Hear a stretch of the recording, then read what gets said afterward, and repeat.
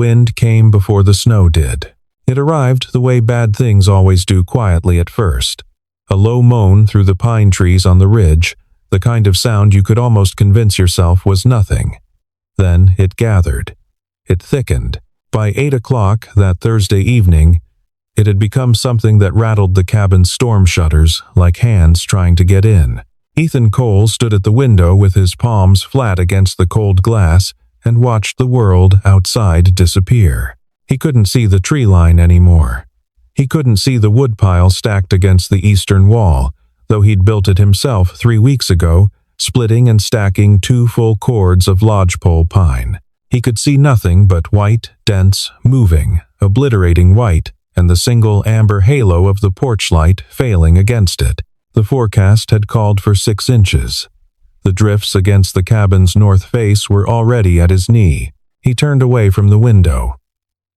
Behind him, the wood stove crackled with what was left of the evening's fire. He'd burned through more than he'd planned. The cold seeped through the old cabin's walls like something with intent, finding every gap, every unweathered seam, every place where the insulation had thinned over 40 years of Colorado winters. The thermometer on the interior wall read 52 degrees, dropping. He needed to bring in more wood. He'd been putting it off. "Daddy." Mia's voice came from the bedroom doorway. She was 6 years old and stood wrapped in a fleece blanket she'd dragged off her bed, her dark hair tangled from sleep she hadn't quite fallen into yet. She held her stuffed rabbit, Chester, by one ear. Chester had seen better days, one button eye missing, the other hanging by a thread, but Mia loved him with a ferocity that made Ethan's chest ache. "Hey, Bug," he said. "What are you doing out of bed? It's loud." She pointed at the ceiling, meaning the wind. "And cold." "I know. I'm going to fix the cold part. Go back to bed, okay? Take Chester." She didn't move. She studied him with the particular seriousness that 6-year-olds deploy when they know something is wrong and are deciding whether to push on it. "Is the power coming back?" she asked. "Eventually. The generator's keeping us warm enough for tonight." This was not entirely true. The generator was keeping the lights on barely, but it wasn't wired to the wood stove. The wood stove was their only real heat source, and the wood stove needed wood, and the wood was outside in the blizzard. "Okay," Mia said, apparently deciding to accept this. She padded back toward her room, trailing the blanket. At the doorway, she stopped. "Chester says he doesn't like the storm." "Tell Chester the storm doesn't care what he thinks," Ethan said.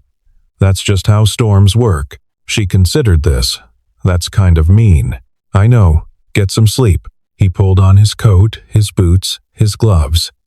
He pushed through the back door into the wall of cold and the noise of the wind and the sting of blown snow against his face. He worked fast, loading his arms with wood until they shook, carrying 2 armloads back inside and stacking them by the stove. He could feel his core temperature dropping just in the minute it took each trip. The cold here at elevation, in a real Colorado mountain winter, not the romanticized ski resort version of it, was not cinematic. It was mechanical. It was the kind of cold that simply began shutting down processes, one by one, without drama or announcement. He got 6 armloads inside and latched the back door and stood in the kitchen breathing hard. His beard rhymed with ice. He loaded the stove with 3 large splits, set the damper, and watched the fire take hold. The cabin's main room warmed slowly. 46 degrees, 48. He made tea he didn't particularly want, wrapped both hands around the mug, and sat at the kitchen table with the emergency radio on low. The weather service was calling for 12 to 18 inches before morning. All roads in the county were closed until further notice. No travel recommended. He was isolated. That part he was used to. After Sarah died 3 years ago, January, black ice on Route 9, he'd come up to the cabin more and more. At first, just weekends with Mia, then whole months. Then he'd quietly, almost accidentally, made it permanent. Denver felt like someone else's city now, full of someone else's memories. The wind gusted hard enough to shake the front door in its frame.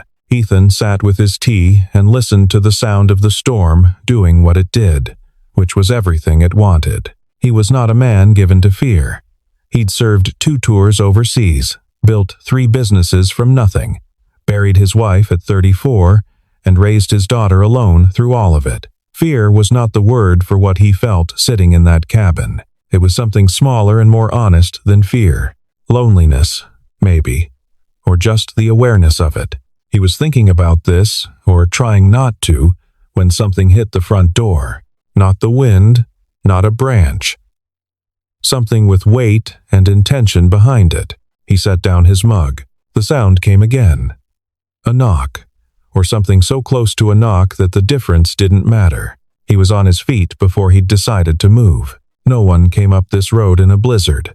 No one was within 4 miles of this cabin. No one even knew he was here. He hadn't told anyone where he was spending the week, a habit he now recognized as imperfect. He crossed to the door, unlatched it, and pulled it open. The cold came in first, then the shape of her. She was standing on the porch, barely standing, really.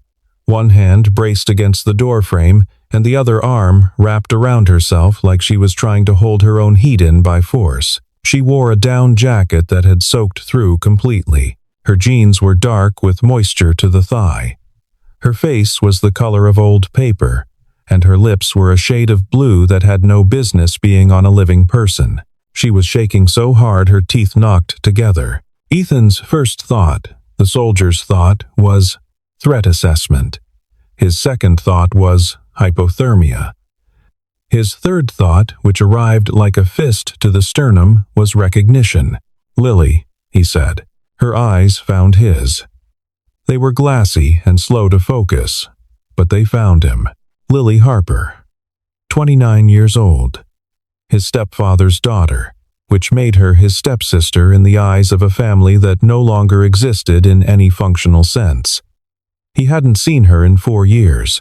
The last time, there had been raised voices and a door slammed, and the specific silence that comes after someone says something that cannot be unsaid. "Ethan," she said. It came out wrong, slurred, effortful, like she was speaking through a layer of cotton. He moved. He didn't decide to.